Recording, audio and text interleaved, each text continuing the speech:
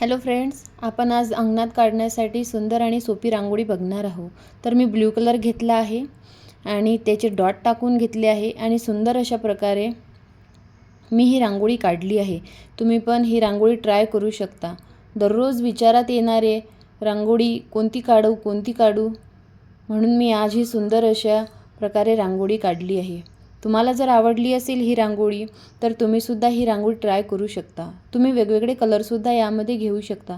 मी blue आणि green colour यामध्ये घेतला आहे, व्हाईट पण घेतला आहे आणि त्याला चमच्याच्या मदतीने थोडे ओढून घेतले आहेत आणि फूल अशा प्रकारे तयार झाले आहे।